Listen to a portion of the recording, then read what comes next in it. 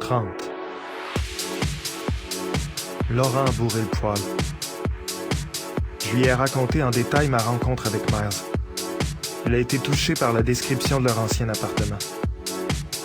J'y suis retourné, il y a quelques années, a-t-il fait pensivement. C'est un couple de vieux qui habite là maintenant. Ils m'ont laissé le visiter.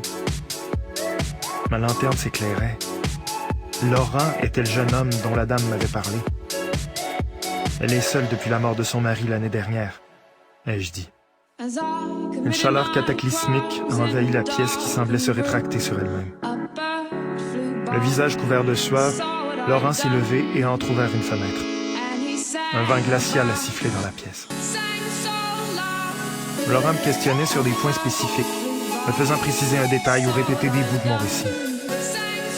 Je ne tentais pas de le convaincre de la véracité de mon histoire. Je répondais à ses questions parce que je comprenais à quel point c'était important pour lui. En fait, je comprenais parfaitement son déchirement.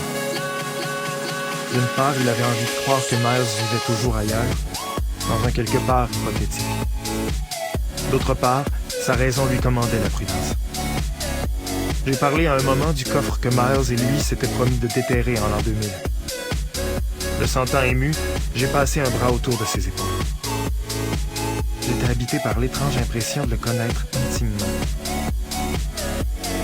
Certaines personnes peuvent partager votre quotidien pendant 15 ans sans vous marquer, alors que d'autres traversent votre vie comme un météore et transfigurent à jamais votre univers. Laurent s'est relevé et a marché jusqu'à la fenêtre. Tout ce que tu m'as raconté sur Miles est rigoureusement exact. Il y a une seule chose qui cloche.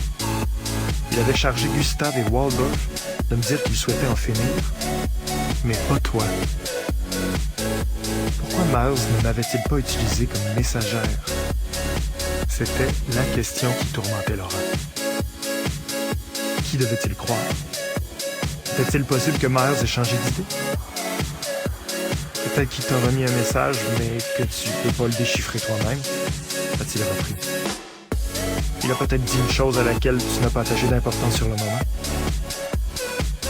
La mention du mot « déchiffrer » m'a fait tout à coup songer aux anagrammes que Miles et lui faisaient.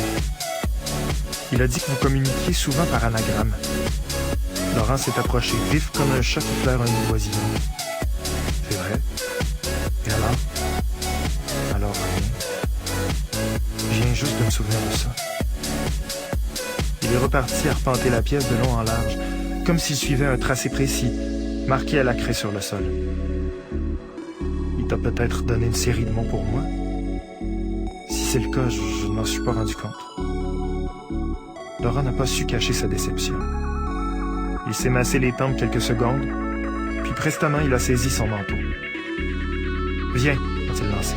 « J'ai un coffre à déterrer. Si je sais encore compter, j'ai déjà plus de 5 ans de retard. » Nous avons emprunté le chemin du Havre et garé l'auto près d'une maison de bardeaux décrépie. Une pancarte « À vendre » était à demi ensevelie sous la neige. Laurent a pris une pelle dans le coffre de la voiture et s'est engagé dans l'allée. « C'est inhabité », a-t-il dit, voyant que j'hésitais à le suivre. Nous sommes passés devant la porte et nous sommes dirigés vers l'arrière-cour qui donnait sur le fleuve. C'est là. Avant de commencer à creuser, il a poussé un soupir de condamné à mort. « Ça ira ?» ai-je demandé. Il m'a jeté une œillade. « Ça ira. » Malgré le sol gelé, il a déterré le coffre en quelques minutes. « Je vais l'ouvrir ici. » Laurent braquait un œil hagard sur le caisson. Je devais avoir 7 ou 8 ans lorsqu'on enterrait ce coffre. L'année 2000 me paraissait si loin. Te souviens-tu de son contenu? Pas spécialement. Il est demeuré perdu dans ses pensées un moment. Il y a un endroit près de l'église où on peut prendre un café tranquille. Laurent a fait démarrer la voiture. J'ai gardé le coffre sur mes genoux, ému de savoir qu'il contenait des parcelles du passé de Mars, touché en outre de penser qu'un père pouvait aimer un enfant au point d'enfouir des objets pour lui créer des souvenirs dans sa vie d'adulte. Ce coffre me renvoyait l'image du vide intersidéral laissé par mon père, dans mon existence de carton-pâte. J'ai regardé les clochers de l'église s'agrandir, en pensant qu'en recevant le don de la vie, on décroche aussi une paire de parents. Comme pour un billet de loto, si la chance frappe à votre porte, vous tirez le bon numéro. Sinon, pour les adeptes de la réincarnation, meilleure chance la prochaine fois. Est-ce que je ne gardais que des mauvais souvenirs de mon père?